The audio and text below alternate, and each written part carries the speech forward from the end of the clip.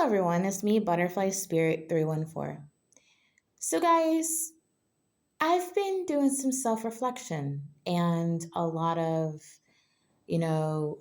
healing and learning about just revisiting things in my past, working on like weaknesses and stuff. And one of those, many of you know, is anger. So, many of you guys know I read a book on anger, and I started applying some of the things I learned about anger from the book I read to my life, and I'm still doing that. And what I found myself recently doing was I found myself when I was reflecting over an argument or a couple of arguments I had in the past with my ex, I found out that money was a trigger for me.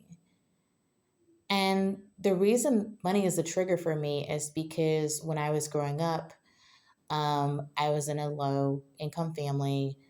And I went through, periods with my family of there being times where we didn't have lights on or we didn't have heat, or we didn't have food and things. And I went through periods of, like like most kids would be, like playing video games and going to birthday parties and different stuff. And I was learning about bills, and paying bills and stuff like that. And I really, wasn't really like on the same page as other kids like my age because I was learning about, the things that my parents were talking about, which was money. And, I was raised with the mentality of like about money, and the fact of having a lack of money as I was growing up.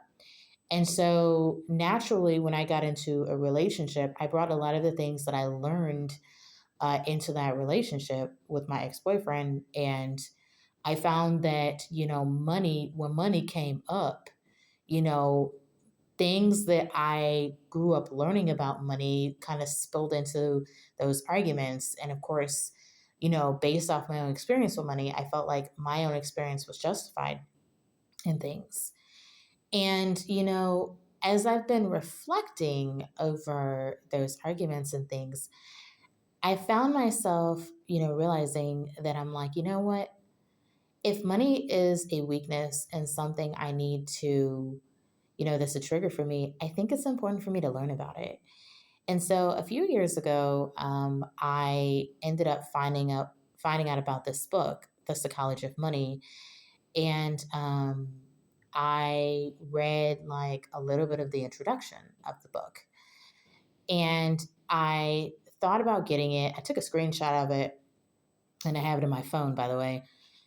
And I ended up basically just keeping it as a screenshot, you know, that one day I'd get the book. And now I finally got the book, The Psychology of Money. And I started reading this book. And as I'm reading this book, I'm starting to expand my knowledge about money.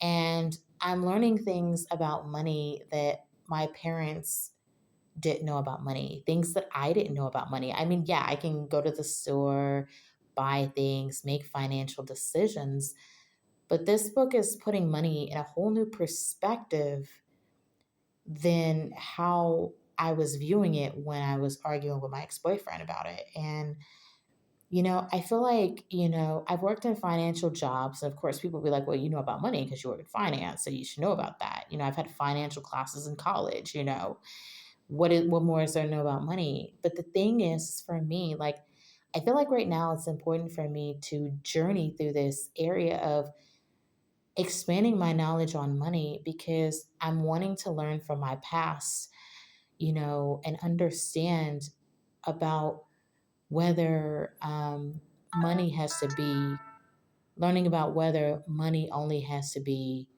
my way or are there other ways for me to view money. And so far as I'm reading this book, I'm sure as hell finding out that there's a lot more about money than I or my parents ever knew about it. And it's really changing the way that I see money.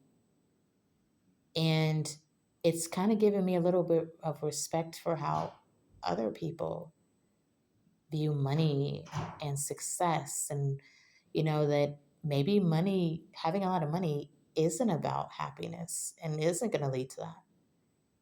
You know, maybe having a lot of money isn't a guarantee to that. So right now I'm just learning, growing, and expanding myself and learning about money in a new way. Thanks for watching.